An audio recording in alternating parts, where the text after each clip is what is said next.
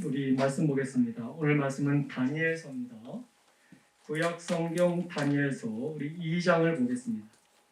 2장 46절, 47절 두 절만 보는데 우리 다 같이 합독합니다. 구약 성경 1235페이지에 있습니다. 1235페이지에 있는 다니엘서 2장 46절, 47절 두 절만 우리 함께 천천히 합독하도록 하겠습니다. 다 같이 읽습니다. 이에 느부갓네살 왕이 엎드려 다니엘에게 절하고 명하여 예물과 향품을 그에게 주게 하니라. 왕이 대답하여 다니엘에게 이르되 너희 하나님은 참으로 모든 신들의 신이시요 모든 왕의 주제시로다. 내가 능히 이 은밀한 것을 나타내었나니 내 하나님은 또 은밀한 것을 나타내시는 이시로다. 아멘. 잠시 기도합니다. 참 좋으신 아버지 하나님 감사합니다. 오늘도 주신 말씀을 함께 나누고자 합니다. 사람의 지혜와 지식으로 하는 것이 아니라 성령께서 주장하여 주셔서 전한 자의 입술과 듣는 자의 귀를 열어주셔서 하나님의 영광만이 나타나게 하시고 깨닫고 분별하는 은혜가 있게 하여 주옵소서. 감사합니다. 모든 것이 하나님의 은혜임을 고백드리오며 우리 주 예수 그리스도 이름으로 간절히 기도드립니다. 아멘. 할렐루야. 한 주간도 평안하셨습니까? 시간이 점점 추워지면서 또 이제 하루하루 지나면서 우리의 모습이 참 좀 초췌해지는 것 같은 느낌이 보여집니다. 여러분들 생기가 항상 있었는데 요즘은 계속 이 피곤한 삶을 사시다 보니까 생기가 많이 잊어버린 것 같습니다. 여러분 이럴 때일수록 주의 이름을 부르면서 승리하시기 바랍니다. 아멘. 자, 어깨를 좀 쉬십시오. 여러분들 혹시 지난밤 꿈을 잘 꾸셨습니까? 혹시 여러분들 그 꿈을 다 기억하십니까? 꿈은 꾼 것 같은데 기억이 안 날 때가 참 많이 있지 않습니까? 여러분들 사람들은 뭔가 심상치 않아 보이는 꿈을 꾸게 되면 그 꿈에 대한 상당히 염려하게 됩니다. 그래서 사람들이 이제 꿈 꾸고 난 다음에 자리에서 일어나면 이런 얘기를 하지요. 꿈자리가 사나웠다고. 그죠? 그런 얘기를 참 많이 하게 되지요. 특히 우리 어르신들이 그런 얘기를 종종 하는 것을 보게 되는데, 그런데 왜 우리가 이 꿈에 대해서 많이 이게 신경을 쓰게 될까요? 어떤 사람들은 이렇게 말합니다. 오늘날 현대인들은 꿈을 통해서 자아를 발견할 수 있다고 생각하기 때문에 그 꿈에 대한 부분을 굉장히 심각하게 받아들인다라고 말하고 있습니다. 그래서 여러분 드림 모드라는 그 웹사이트가 있습니다. 인터넷에 웹사이트가 있는데 이 사이트가 무엇을 추구하는 거냐면 꿈을 해몽하는 전문가들이 그 꿈을 통해서 자신들의 삶에 대한 부분 자아들을 발견할 수 있는 방법이 있다라고 주장하는 그런 사이트입니다. 그래서 이 사이트의 기치가 무엇이냐면 당신의 진정한 자아를 발견하고 싶으십니까? 당신의 꿈을 잘 이해해야 됩니다. 라는 기치를 가지고 이 사이트를 운영하는 것을 보게 됩니다. 사랑하는 성도 여러분, 꿈은 여러분 여러 가지 물론 그런 부분도 있습니다. 예지몽이라고 해가지고 미래를 볼 수 있는 여러 가지 일도 있겠지만 사랑하는 성도 여러분, 그렇다고 해서 우리가 너무 꿈에 대한 그 의지보다는 현재 그 주님 말씀에 더 의지하는 삶을 살아가야 된다고 말씀을 드리고 싶습니다. 옛날에는 우리가 꿈이 우리의 운명의 계시라고 생각할 때가 참 많았습니다. 물론 오늘날 현대인들도 이 꿈에 대한 부분에 굉장히 심각하게 받아들이는 경우가 참 많이 있습니다. 근데 여러분, 우리 오늘날뿐만 아니라 이때 당시 다니엘이 살았던 이 구약 시대에도 이 꿈에 대해서 굉장히 민감한 사람이 하나 있었는데 그 사람이 바로 느부갓네살 왕입니다. 여러분, 이 느부갓네살이 얼마나 꿈에 대한 부분에 대해서 민감했냐면 자기 잠자리에 들 때까지 미래에 대한 그것을 생각하면서 꿈에 대해서 굉장히 민감하게 살았던 사람이 이 느부갓네살이었습니다. 그 꿈자리에 조금만 사나우면 불안하고 걱정하고 염려하는 그런 모습을 늘 보였던 사람이 느부갓네살입니다. 그래서 여러분, 느부갓네살이 왕을 통치하고 있을 그 나라가 항상 여러분 어떤 것에 초점을 두고 공부하고 연구했냐면 꿈자리에 대해서 연구를 많이 했습니다. 그래서 여러분, 우리가 그 다니엘과 그 친구들, 이스라엘 백성들이 포로로 끌려갔을 때 왕이 머무는 곳에서 공부를 하고 있지 않습니까? 그들이 공부했던 내용들이 바로 이런 꿈들이었어요. 이런 것들이었어요. 그러니까 여러분, 얼마나 많은 꿈에 대해서 이 느부갓네살이 신중하게 생각했는지를 우리가 잘 알 수 있습니다. 근데 여러분, 어떤 날 이 느부갓네살이 꿈을 꾸게 됐는데 그 꿈자리가 심상치가 않은데 기억이 나지 않는 거예요. 그래서 그 박사들과 다 부릅니다. 그래서 내가 이 꿈을 꿨는데 이 꿈자리 너무 심상치가 않다. 꿈을 해결해 받아 보라 라고 이렇게 말을 했는데, 여러분들 우리 상식적으로 생각해 보게 되면 내가 이런 꿈을 꿨는데 이런 꿈에 어떤 의미가 있겠니? 라고 묻는 것이면 큰 어려움이 없을 거예요. 근데 꿈에 대한 내용도 하지 않냐고 알아맞추라는 거예요. 알아맞추라는 거예요.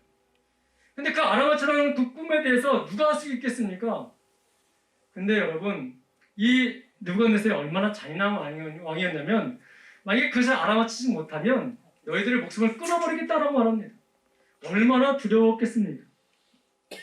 여러분, 그런 내용이 계속 우리 다니엘서 2장에 나오게 되어져 있습니다. 근데 여러분, 이번에 느부갓네살이 꾼 꿈은 심상치가 않은 꿈이었습니다. 그것은 하나님의 계시가 있었던 꿈이었음을 우리가 살펴볼 수가 있습니다. 근데 여러분, 그 꿈에 대해서 공부를 열심히 했던 사람들 중에 한 사람이 있었는데, 다니엘이 그 사람 중에 한 사람이 있었다는 것이죠. 근데 다니엘은 한 번도 하나님의 그 계시의 꿈을 경험한 적도 없고, 그 꿈이 어떤 꿈이고 어떻게 해석해야 되는지도 한 번도 경험해본 사람이 아니었던 사람이 바로 다니엘이었습니다. 근데 여러분, 우리가 신약 구약을 쭉 보게 되면 이 꿈에 대한 내용이 나오게 되면 가장 먼저 떠오르는 인물이 있지요. 요셉이 여러분 기억나실 것입니다. 요셉은 어릴 때에 꿈자리를 통해서 그 자기 형님들이 자기에게 절하는 것을 꿈을 꾸었고, 또 심지어는 바로의 꿈을 해석해 줌으로 말미암아 높은 자리까지 올라가는 그런 경우를 우리가 잘 알고 있지 않습니까? 근데 여러분, 이 이야기들을 다니엘은 알고 있었어요. 아, 우리 조상진 중에 요셉이라는 분이 계셨는데 그분이 이 꿈들을 잘 해석한다. 근데 자기는 모른다. 근데 상황을 보니까 그 꿈에 대한 해석을 해야 되는데 자기는 할 수 없다라는 것을 알고 있었던 것이죠. 그러다 꿈 내용도 알지 못하고, 그러니까 어쩔 수 없이 죽을 수밖에 없는 상황에 처한 자가 바로 이 다니엘과 그 친구들이었습니다.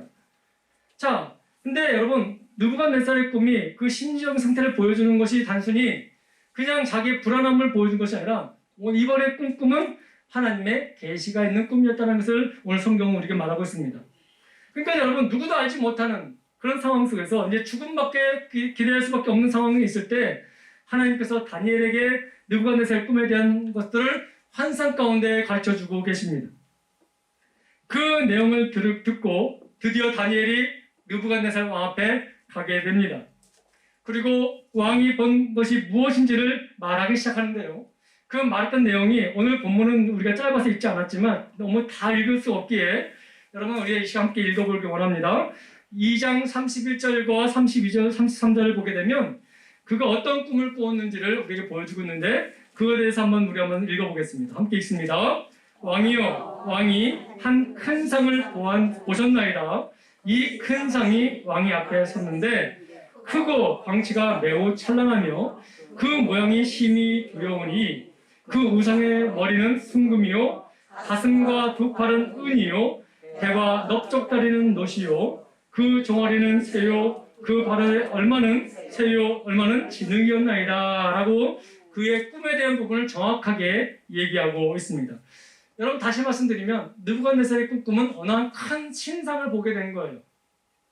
근데 여러분, 그 신상이 계속해서 유지되는 것이 아니라 그 갑자기 세워져 있는 그 신상 앞에 어떤 사람이 손대지 않았던 돌 하나가 서가지고 그 돌이 이 신상을 무너뜨리고 쳐부시는 것, 그리고 그 돌이 한쪽에 태산을 이루는 것, 그것에 대한 꿈이었다는 것을 말씀해주고 있습니다. 그것이 34절, 35절에 나와 있습니다. 자, 그 자세히 보세요. 그러니까 이것은 그렇게 고민하거나 염려될 그 꿈이 아니라 어떻게 보면 참 시시한 꿈일 수도 있다고 치부할 수도 있는 꿈입니다. 그냥 개꿈이라고 치부하고 느부갓네살 인생에 아무런 영향도 주지 못하는 꿈이었음을 우리에게 지금 보여주고 있습니다. 왜냐하면 이 꿈은 여러분, 느부갓네살이 죽고 난 다음에 수백 년에 걸쳐서 이루어지는 그 세계사적인 일들에 관한 것이었기 때문에 지금 당장 느부갓네살에 대한 영향을 주는 꿈은 아니었다는 것입니다. 자, 머리는 누굴 가리키면 당신입니다, 느부갓네살입니다 라고 얘기해 줍니다.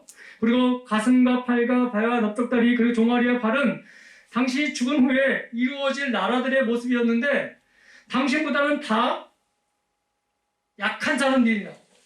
당신보다 강하지 않습니다라는 것을 말해주고 있습니다. 여러분, 느부갓네살이 이 얘기를 듣고 나서 얼마나 마음이 기뻤는지 아십니까? 사실 여러분 생각해 보시기 바랍니다. 지금 내 앞에 최소한 10년 정도 안에 이루어질 꿈의 내용이었다면 우리가 심각하게 여기지 않겠습니까? 근데 여러분 100년이 지난 후에 이루어질 것들을 내가 지금 꿈을 꿨다고 하면 내 삶 가운데 크게 뭐 영향을 주겠습니까? 그러니까 여러분 이 느부갓네살은 그 얘기를 딱 듣고 아, 이 꿈은 별 의미가 없겠구나 라고 치부할 수도 있는 꿈이었습니다. 근데 여러분 이 꿈은 어떤 꿈의 의미가 있냐면 하나님께서 나중에 이 세계사를 통해서 많은 제국들을 쓸 것이지만 한 사람이 손대지 않는 한 돌, 다시 말씀드려 예수 그리스도를 통해서 한 나라를 세울 거라는 것, 이 모든 것을 무너뜨리고 하나님의 나라를 세울 거라는 이런 의미가 있는 담겨진 꿈이었다는 것입니다. 그러니까 여러분 이것이 하나님의 계획에 있는 꿈이라 할지라도 지금 당장 자기에게는 어떤 영향이 없는 꿈이기에 느부갓네살에게는 별 의미가 없는 꿈이라고 치부할 수도 있는 것이지요. 그런데 여러분 이렇게 치부할 수도 있는 이 꿈에 대해서 느부갓네살은 이 꿈에 대한 얘기를 다니엘에게 통해서 듣는 순간 기뻐했다라고 우리에게 보여주고 있습니다. 신기했고 견딜 수 없다고 말합니다. 어떻게 자기가 꿈에 대해서 이렇게 정확히 맞출 수 있을까?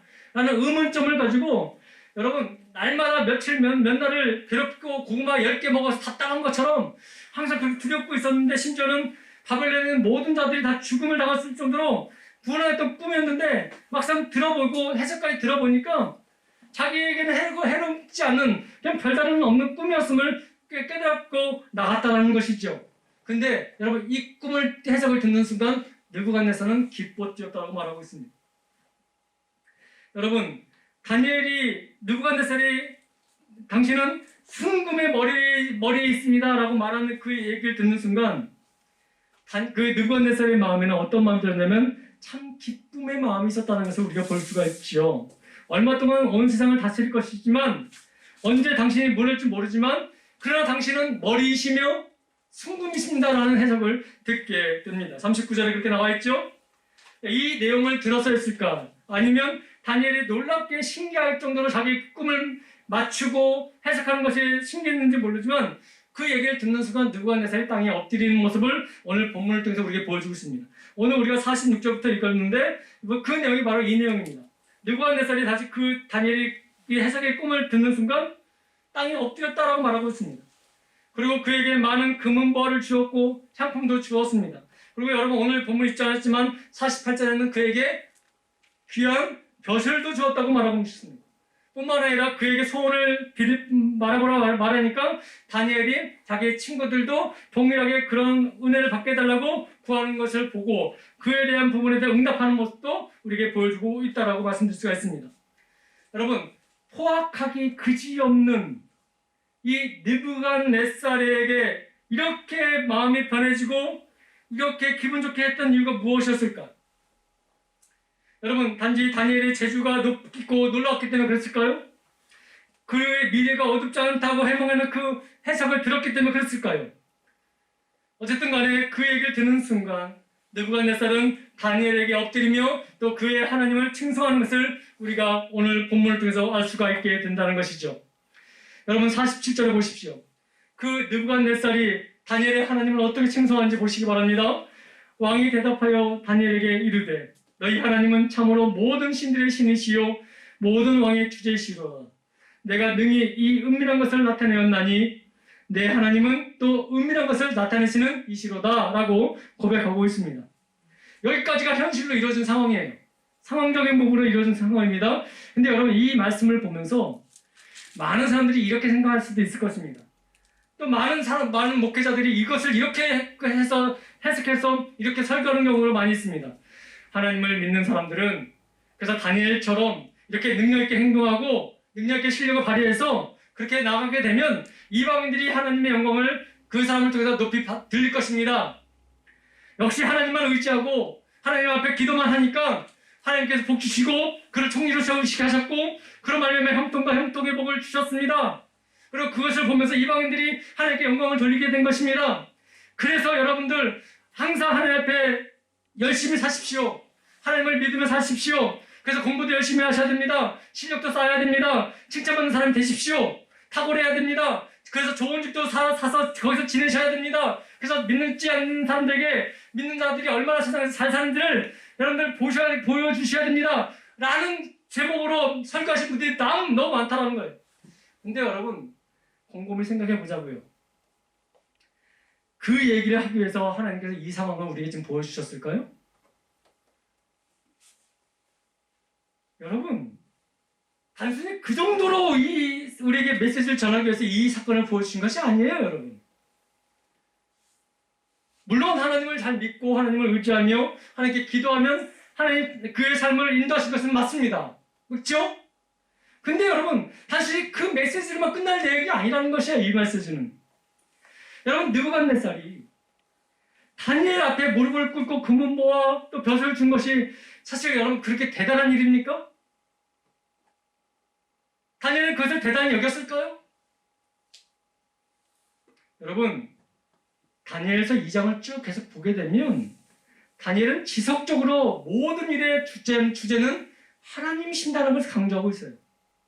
내가 어떤 재주를 부려서 높은 자리에 올라갔고 모든 부귀 영화를 누리고 있다 거기에 추천 맞추는 것이 아니라 어떤 상황이든지 다니엘은 지속적으로 모든 일에 있어서 개입하시는 하나님, 주권적으로 일하시는 하나님을 강조하고 있다는 것입니다.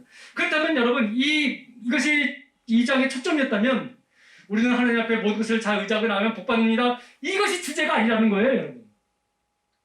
근데 대부분 목회자들이 설교를 그렇게 하고 있다는 거예요.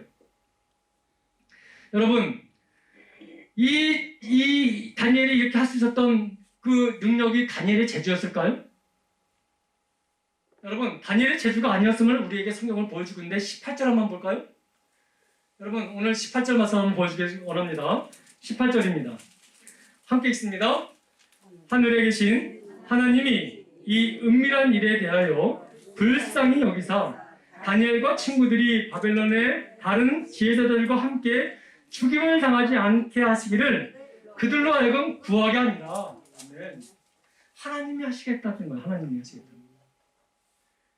당신이 축복을 주든 나의 성공을 거두든 간에 하나님이 그렇게 하기에 구하게 하셨고 또 불합리하게 죽임을 당하지 않도록 하나님께서 우리를 불쌍히 여기사 그것을 구하게 하셨다는 거예요.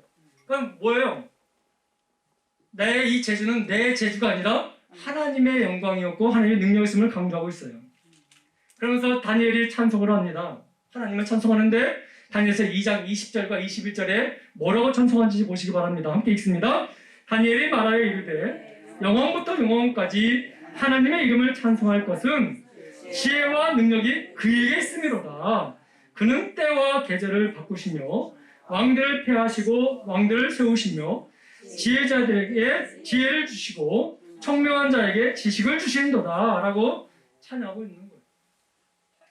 여러분 다니엘이 기뻐하는 것이 이제 살았다라는 이게 아니에요. 여러분 우연찮게 그 상황에 맞춰서 당연히 이 길을 넘었다 이 얘기가 아니에요.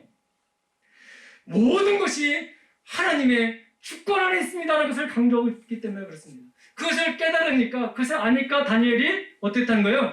기뻐한 거예요. 기뻐한 거. 여러분 다니엘이 왕 앞에 섰습니다.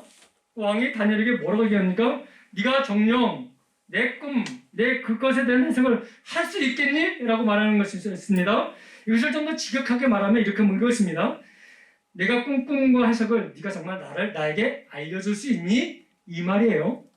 자, 너에게 그런 능력이 있니? 그 질문입니다. 그런 능력을 가진 사람은 없기 때문이라는 것을 느부갓네살도 알고 있었다는 거예요. 너 할 수 있겠어? 너 잘못하면 죽어? 이 얘기예요. 지금 이 얘기예요. 근데 여러분 그때 다니엘이 자기가 할 수 있다라고 말하지 않습니다. 오히려 이렇게 대답합니다. 2장 28절입니다. 첫 부분만 읽어볼게요. 함께 있습니다. 오직 은밀한 것을 나타내실 이는 하늘에 계신 하나님이시라. 계속해서 여러분 다니엘은 누구를 나타내고 있습니까? 하나님을 나타내는 거예요. 그렇다면 여러분 여기서 우리가 잘 살펴봐야 될 것이 무엇이냐면 이 일들 행한 다음에 다니엘이 이것에 대한 느부갓네살에게 복받았다, 자리를 받았다, 재물을 받았다 이것이 여러분 초점이 거기 맞춰지면 안 된다는 것을 우리가 알 수 있지 않습니까? 근데 우리는 계속 그것을 말하길 원한다는 것이죠. 자기가 하는 것이 아니라 하나님이 하신다는 것을 구체적으로 계속해서 다니엘은 선포하고 있다는 것입니다. 그가 자기를 드러내지 않고 지속적으로 하나님을 증거하고 있음을 우리에게 보여주고 있다는 것입니다. 사실 여러분, 다른 사람들이 내 자그마한 재주를 통해서 무엇인 것을 놀라게 되면 나도 모르게 우쭐할 때가 있지 않습니까? 아, 이 목사님 정말 대단하십니다. 아, 정말 훌륭하십니다 할 때 그것이 내 능력을 한 것이 아닌데 사람들이 자기를 칭송해 주니까 자기가 뭐라도 된 듯 이럴 때가 얼마나 많이 있습니까? 여러분들, 여기서 우리가 무너질 때가 많은 거예요. 다니엘은 절대로 무너지지 않았습니다. 계속해서 그게 느부갓네살은 다니엘을 칭송하고 있는 그때에 다니엘은 계속해서 무엇을 높이냐면 하나님이 하셨습니다. 하나님이 하셨습니다. 그 모습을 보니까 느부갓네살이 어떻게 반응합니까? 그가 겸손하게 하나님을 인정하는 것이에요. 그래서 여러분, 오늘 본문 47절에 너희 하나님은 참으로 모든 신들의 신이시요 모든 왕의 주제시로다. 포악하고 강박했던 그 왕이, 우상밖에 몰랐던 그 왕이, 자신밖에 몰랐던 그 왕이 하나님을 높이는 은혜가 있게 되는 것을 우리가 보게 된 것입니다. 만약에 이것이 다니엘을 높였다면, 자기를 높였다면 이런 고백이 나올 수가 없었던 것이죠. 근데 여러분, 제가 이 느부갓네살의 이 고백을 들으면서 답답한 것이 있었어요. 지금 여러분, 느부갓네살이 고백을 하지 않습니까? 너희 하나님은 신들의 신이시고 모든 왕의 주제시더라고 고백하고 있지 않습니까? 근데 다니엘은 계속해서 그에게 왕권을 주시니가 하나님이시다고 말하고 있습니다.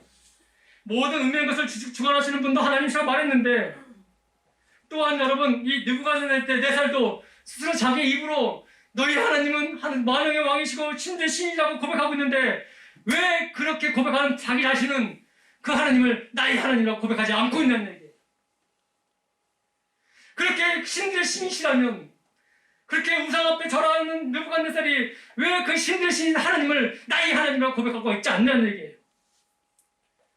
포커스가 바로 여기 있는 거예요, 여러분. 다니엘이 어떤 부귀영화를 누렸다, 포로 생활인데도 불구하고 하나님의 은혜 가운데 높은 위치에 있었다, 그것이 다니엘의 형통이었다라고 말하는 것이 아니라, 우리가 진정 초점을 맞춰야 될 부분은 그런 상황이 있음에도 불구하고, 그런 하나님을 만났음에도 불구하고, 그 하나님을 체험했음에도 불구하고 여전히 그 하나님이 너의 하나님이지 나의 하나님이 아니라는 것을 말하고 있는 거예요. 다니엘이 지금 우리에게 보여주고 선포하는 내용이 바로 이 초점은 여기 있던 거예요. 우리는 많은 하나님을 나의 하나님이라고 고백합니다. 하나님만이 유일한 하나님이라고 고백합니다. 근데 여러분, 그 고백과 나의 삶이 다르다는 거예요. 목사님이 하나님이시고 장로님이 하나님이시고 어느 권사님이 하나님이시며 어느 집사님이 하나님이시지 나의 하나님이라고 고백하지 않고 있다는 거예요. 얼마나 많은 자들이 이렇게 삶을 살고 있는지 모르겠습니다. 다니엘의 하나님은 인정하지만, 그 하나님의 신들의 신인 것을 인정하지만, 그 하나님은 여전히 다니엘의 하나님이셨지 나의 하나님이 아니라는 것을 말하고 있는 거예요. 그렇기 때문에 여러분, 우리가 가져야 될 초점은 다니엘의 형통이라고 말하는 그 어떤 위치나 어떤 재물의 부귀영화 거기에 있는 것이 아니라, 그 모든 것을 이끄시는데도 불구하고 여러분, 그 하나님이 나의 하나님이 아님을 한탄하게 봐야 된다는 것을 오늘 이 메시지는 우리에게 던지고 있다는 것입니다. 여러분, 이 고백을 한 느부갓네살이 이 2장 이후에 어떤 일을 벌인 줄 아십니까? 신중의 신이시고 왕의 주제라고 말하는 이 고백을 했던 이 느부갓네살이 3장에 오니까 무슨 짓을 했냐면 자신을 위해서 30m 되는 금 신상을 만드는 것을 보여줍니다. 그 말은 무슨 말입니까? 내가 하나님을 경험했지만 나의 인생의 주제는 나라는 것을 계속해서 보여주고 있는 거예요. 하나님이 이것을 보였음에도 불구하고, 하나님이 온 땅의 주권자이심을 알게 하셨음에도 불구하고, 그 계시를 보여주셨음에도 불구하고 여전히 나의 삶은 내가 주인이라는 것을 우리에게 지금 이 상황을 보고 있다는 것이지요. 그러면서 그 하나님은 내 하나님이 아니라는 거예요. 그 하나님을 전능하신 하나님인 것을 알고, 그 하나님이 전능하신 그 모든 그 통치하신 분인 걸 알지만, 그 하나님은 너의 하나님이지 내 하나님이 아니라는 것을 말하고 있는 거예요. 그러니까 여러분, 오늘 본문 말씀해 보십시오. 왕이 대답하되 다니엘에게 이르되 너희 하나님은, 사실 너희 하나님이에요. 너희 하나님. 여러분, 교회만 나온다고 하나님이 내 하나님 되는 게 아니에요. 여러분, 내가 고백해야 되고 그 고백한 대로 삶을 살아낼 때 그 하나님이 내 하나님이 되는 거죠. 사랑하는 성도 여러분, 그럼에도 불구하고 다니엘은 계속해서 말합니다. 하나님이 참된 하나님이시고 나의 하나님이시라고. 근데 여러분, 느부갓네살은 그것을 보았고 깨달았고 체험했을도 불구하고 계속해서 그 하나님은 너희 하나님이지 내 하나님이 아니라는 것을 우리에게 보여주고 있습니다. 계속해서 내 인생은 내가 주인이라고 말합니다. 그러니까 여러분 계속 우선순위 바뀌는 거예요. 삶에 나의 유익이 있으면 항상 그것이 먼저 우선순위가 되는 거예요. 그것이 나의 즐거움이면 그것이 우선순위가 되는 거예요. 여러분, 오늘 이 시대를 살아가는 우리 그리스도인들을 잘 이 본문을 통해서 깨닫고 가슴을 치며 다시 한번 돌아보는 그런 시간이 있어져야 한다는 것을 말씀을 드립니다. 하나님은 끊임없이 내가 너희 하나님이 되겠다. 내가 너희 하나님이 되기를 원한다. 너는 나의 자녀라고 말하고 있지만 또 그것이 그렇게 되기를 원하시지만 우리는 끝까지 하나님은 누구의 하나님이십니다 라고만 말하고 있는 모습을 보게 됩니다. 그러면서 나에게 믿음이 있다라고 생각하는 거예요. 내가 하나님을 안다라고 말하고 있는 거예요. 그러면서 나의 삶의 신앙의 삶은 아무 문제 없다고 말하는 경우가 너무도 많이 있습니다. 간혹가다 성도들하고 이렇게 대화를 하다 보면 우리 교회 말고요. 이렇게 오해하지 마시기 바랍니다. 다른 사람들과 이렇게 대화하다 보면 하나님을 찬양하는 것 같이 보이지만 결과적으로 자기를 드러내는 것들이 많아요.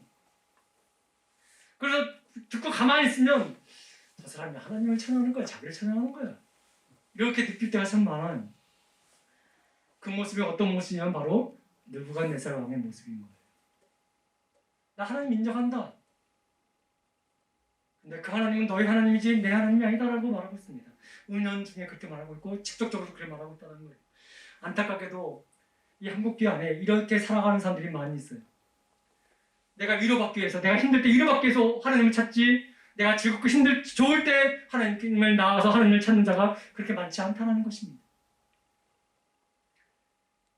사랑하는 성도 여러분, 느부갓네살의 꿈은 어떤 꿈이었냐면 신상에 대한 꿈이었습니다. 그 신상은 어떤 걸 찾냐면 앞으로 느부갓네살이 끝나고 난 다음에 그 이후에 일어날 나라들에 대한 부분이었습니다.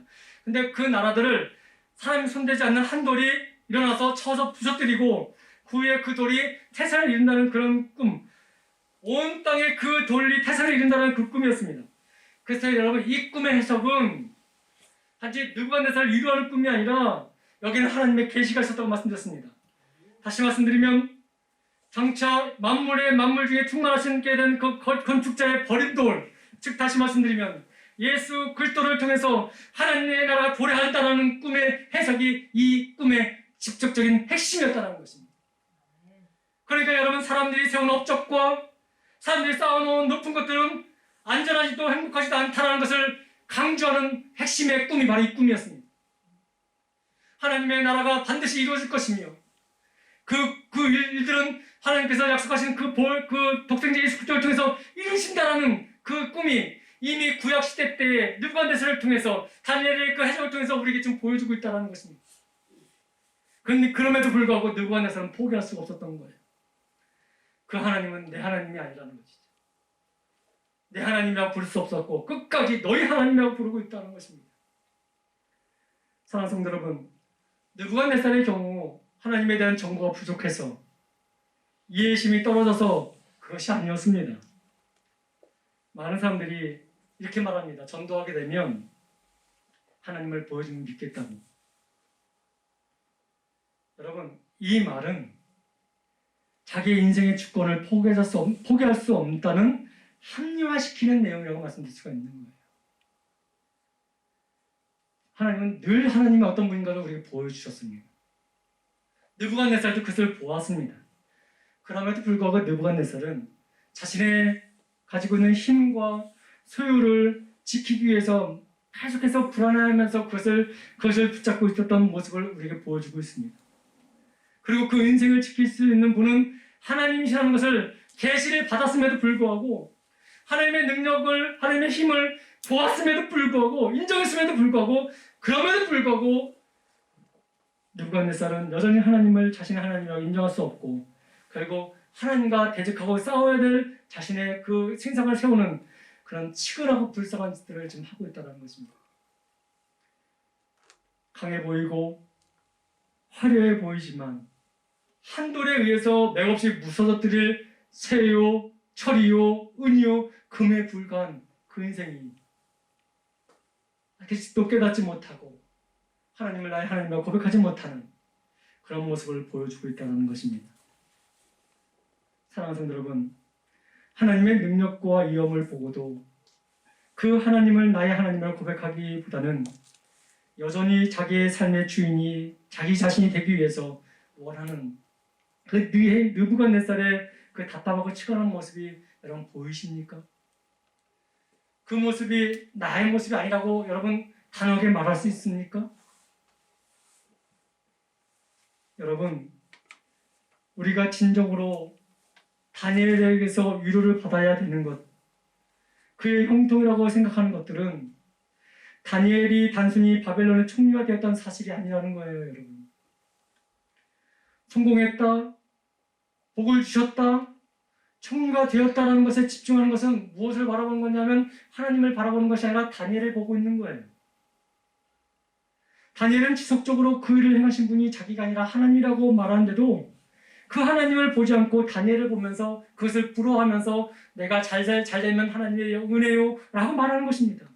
나도 다니엘처럼 훌륭한 사람이 되어서 내 자녀도 다니엘처럼 훌륭한 사람이 되어서 이 세상 다른 이방인들로 하여금 하나님께 영광을 돌리도록 하겠다. 그 영광 가운데 나도 받겠다. 라는 것은 여전히 다니엘만 보고 있는 거예요. 여러분 생각해 보자고요.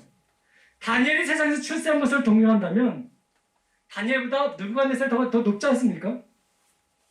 그렇지 않아요? 다니엘이 여러분 금은보화와 그 지위를 누구한테 받았어요? 느부갓네살 왕한테 받았지 않습니까? 그러면 여러분 우리는 다니엘처럼 이렇게 되길 원합니다기보다는 느부갓네살 되길 원합니다 하는 것이 맞는 거 아니에요? 오히려 세상적인 부분에서 더 높이 올라가려면? 그러니까 여러분 우리가 구하는 것들이 얼마나 어리석은 것을 우리가 분명히 알 수 있어요. 여러분 다니엘이 누리는 형통의 복이 느부갓네살의 보기에는 얼마나 하찮고 우습게 보이겠습니까? 자기의 힘과 권력으로 얼마든지 언제든지 그 형통을 무너뜨릴 수 있다고 생각하는 사람이 느부갓네살 아닙니까? 그렇다면 여러분 하나님 내게 다니엘 같은 형통을 주옵소서라고 말하면서 그 초점이 단지 그의 위치요 그가 가진 재물이라고 한다면 차라리 그렇게 구하는 것보다 하나님 느부갓네살 왕처럼 능력 있고 모든 것을 거저 갖고 있는 그 사람 되길 원합니다. 이것이 더 높지 않아요? 세상적인 것 상황에서 보게 되면? 그러니까 여러분 다니엘의 형통은 그것이 초점이 아니었다는 거예요. 근데 우리는 매 순간 그것이 형통인 것처럼 그것이 복인 것처럼 그것을 구하고 있다는 거예요. 여러분 우리가 여기서 보아야 될 정말 중요한 것은 정말 차이는 무엇이냐면 다니엘이 그 고난 중에서 무엇이 되었는가라는 것이 아니에요. 여러분 이 메시지가 이 오늘 상황에서 주는 메시지가 아니에요.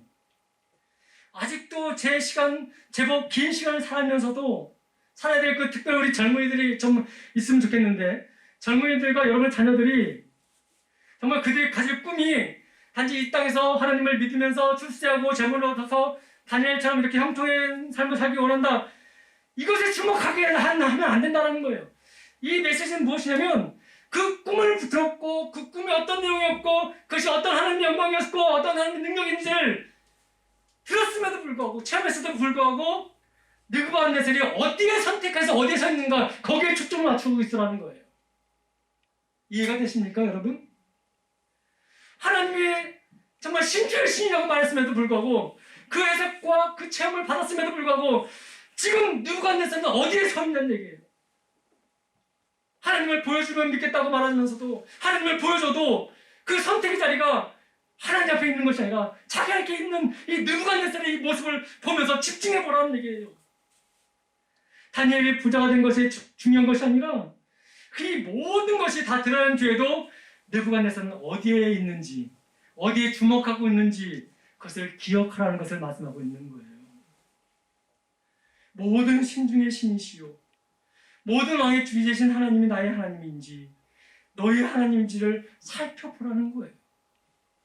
우리 인생길을 쭉 돌아보지 않았습니까?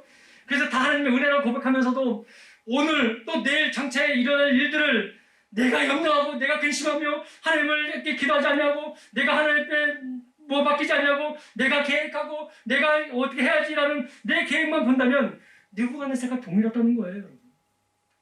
그런 신앙으로 살지 말라고 다니엘서는 지금 우리에게 좀 증거하고 있는 거예요. 매우 복잡한 내용 같지만 당신들이 하나님을 본다면, 보았다면, 체험했다면 지금 여러분은 어디 자리에 서 있습니까? 라는 것을 우리가 지금 묻는 질문이 바로 이 사건인 거예요. 하나님을 인정하면서도 여러분이 우리 자신이 주인 되어 살 수 있는, 충분히 그럴 수 있습니다.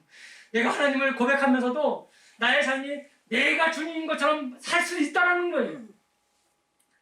한 주에 부서질 연약하고 허무한 것임에도 불구하고 자기 신상을 높이 세우며 한 번에 무너질 수밖에 없는 그런 연약함에도 불구하고 끝까지 그것을 지키려고 그것을 도모하는 사람들의 삶이 있다는 거예요. 여러분, 그러면서 다니엘에서는 우리에게 던진 메시지가 이것입니다. 여러분의 인생이 보잘것없어도 그럼에도 불구하고 산돌이신 예수 그리스도를 나의 하나님을 고백하는 사는 사람들에게는 하나님이 그의 큰 능력이 될 거라는 것을 강조하고 있는 거예요. 우리는 무너질 수 있습니다. 우리가 세운 것, 우리가 가치 있다고 지켰던 것, 이거 무너지면 난 죽는다고 하는 그 모든 것들이 어느 순간 한순간에 무너질 때가 있다는 거예요. 그러면 여러분, 그 산돌이신 예수님께서 그것을 다 무너진 날에 오게 되지만 그분을 붙잡고 나아가게 되면, 그분이 나의 하나님을 고백하고 나아가게 되면 그 영혼은 살아난다는 것을 우리에게 보여주고 있는 내용이 이 다니엘서라는 것입니다. 이 말씀을 마칩니다.